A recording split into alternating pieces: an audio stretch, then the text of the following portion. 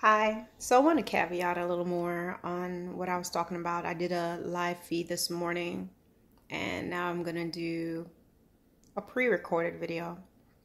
I want to talk a little bit more about trusting God. If it seems dark, it shouldn't be. I actually have a few lights on, except for this one in the living room. But I think you guys can see me pretty good. I want to talk with you guys about the journey of, trying to live a Christian and a saved life. I tell you that a lot of the challenges comes in, let's say for me, I'm a person that having been a military leader, being in a leadership position in the military, and normally we are supposed to have the answers. You have the answers. There's no such thing as I don't know. You execute and you get things done.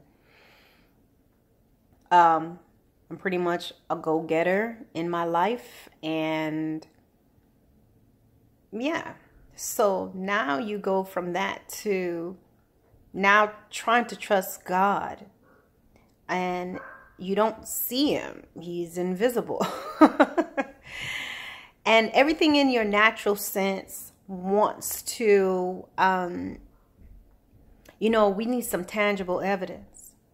But the Bible states, I can't remember exactly what it was, but it talks about how God does not reveal himself to everyone because everyone's heart and mind is not in a place to know him. And I'm just so happy that he has chosen me. And it's not going to make sense to, to someone who's not saved or who's just not in a place to truly receive anything. So, some people may look at this and be like, womp, womp, womp, womp. I don't want to hear it. You dumb. And, all right, whatever. I don't care. Because I know God for myself. I've experienced the Lord, the reality of him in a way that I can't even explain. So I know he is real. But I would tell you that sometimes it's hard. A lot of things. One, I would tell you being in church, sometimes that can be difficult too, because the people that you think should be spiritual are not. And that can be a challenge as well. And I would tell most people there's a lot of reason why a lot of people don't go to church and they're not saved, because there's a bunch of garbage that's going on in ministries, and if you're anything like me, I'm a person, I'm just like, listen, no, you ain't important like that to me. I just don't put anyone on that type of a pedestal. But in that, it's about humbling yourself to God, no matter what is going on, no matter how things are going around you. And that's something that I am learning. Oh my goodness. In a lot of ways in relationships as well, past relationships, things of that nature, still being advised to minister to people that I feel like I don't want to minister to that person, being advised to do right to people I don't want to do right to, people I want to be nice to you. My natural inclination is if you do something to me, I don't want to talk to you. And when you are like me, where you've been blessed to been able to accomplish things in your life and be self-sufficient, God gives you everything. But I realized it wasn't a person that gave me my stuff. It was God giving me the ability to do things. So when you are like that, you have your own thing, you have your own success, then sometimes you're going to see people as like almost not that significant. Okay. It's like, you don't pay my bills. You don't do whatever for me. So I don't need you. I don't have to talk to you, period. And that's pretty much has been, I think most people, whatever, you don't want to talk to me, whatever, get lost, period. But God teaches you otherwise. He's going to teach you about loving people in spite of themselves, trying to understand people. First of all, he's going to show you and where there's always room for improvement. And sometimes I'm like, really? No, I don't want to look at that. Let's talk about what this person did. you know, but God is always going to show you yourself and call you to a place of stepping up, a place of improving, a place of doing the things that he has called you to do. He's going to call you to get into his word, to search his word, to get into praise and worship and prayer, and to allow him to fix you and to deal with your heart and to deal with your issues. And that's how he's been with me. I have taken steps and obeyed God in ways that makes no sense to me. I'm like, God, this does not make sense. Okay. And sometimes you really want an explanation. I want to see the end of this, because most of the things that the Lord has me doing, it's, to me, it's just like a prick to my heart, you know. Sometimes a stab to my pride, which you're not supposed to have pride, but to me, I'm just like, you know, self-esteem and pride, is it the same? I'm just saying. So those are the things that I'm learning about, but I'm definitely learning to trust him. It's hard sometimes, guys. It's so difficult. And the difficulty, it's not that I don't believe God is God. Sometimes I wonder if I'm in the right place that God wants me to be spiritually, you know, but then I know it is, because it's a lot of times it's the things I don't want to do that I am doing. Trust God no matter what. Choose God no matter what. I'm telling you right now, I know there's people who may feel like religion is crazy, blah, blah, blah, all of this, wah, wah, wah, woo, woo, woo. You know, Christianity came from the white man and all these different things. What I believe is that Christianity has been used by certain people in certain races to cause people for a form of control.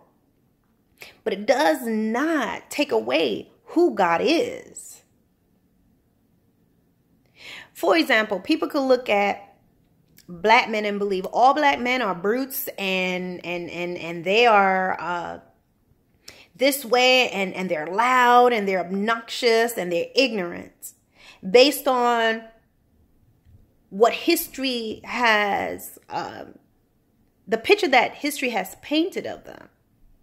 But that's not true. Sometimes on the surface, it looks that way when you see some guys acting a certain way, or what the media portrays and shows, right? So you're like, yeah, they're all this way, but that's not true. It's the way that they have been portrayed as being aggressive, as being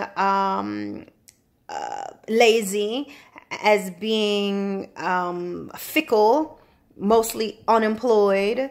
But that's not true at a closer glance, because everyone is not like that. It's only what's been portrayed, a belief system that has been pushed, that causes you to may think that way. And then you automatically believe it because that's how it looks. That's how the proof looks. That's what you see most of the times. But truth of the matter is, no, that is not true. All black men don't act this way. All black men don't act that way. But based on history, the seeds that has been planted, the things that has been told, so people are quick to believe it, right? The portrayal. Maybe not a good example, but I think it is. It's the same thing. People have taken what God says, the life of Christ, make it what they want, maybe place it upon other people as a form of control about forgiveness and about, you know, being humble. And it's been perverted. But that does not change who God is. How come so many people all over the world are giving their life to Christ? You think they're just all brainwashed? You think people just stupid? You think they're just, you're looking at people, everybody that's Christians are not poor or doing bad or had bad lives. But what happened is they're living a life however they want to until they encountered and had a personal relationship with God. It's not always people who have had bad beginnings, bad lives. They're poor, so they're desperate. No, they are fortunate, and I am happy to be one, that God opened my eyes. And sometimes all along, even when you're happy, he's trying to show himself to you. But what do? We're busy being ourselves and doing what we want to do. But the thing is, why do we have to go through stuff, right? Because I'm thinking to myself, why can't I just be a Christian, do some good deeds, and be happy and go to heaven when it's time, right? Why can't I just, when you return, I float up in the sky and I'm like, yay, Jesus, me and you. Why do I have to go through things? And something that the Lord put in my heart was, I have to be heaven ready. What you see here, when you look in the mirror, that is not you. This is simply a shell. You are a spirit. You're a spirit. And you have to be tried and tested and go through different things in order to be able to stand heaven. Because what makes us do wrong are different influences, the evil in the world. And then we have a choice whether we are going to walk in that, because we are spirit. We don't need food. We don't need water. We don't need clothes. Outside of this body, you just are supernatural. So the way you do things now is all geared on spiritual influences and you being a spiritual being. So if you live in foul, you're not going to go to heaven. We're not going to want to go there. Because we have not been. Life is simply a training ground for us spiritually to get us ready for the rewards of heaven. I don't know how else to explain it. But what I'm saying is trust God no matter what, no matter what's going on. It's hard to trust, but the way you're going to make it is by being in his word and believing he is who he is. Trust.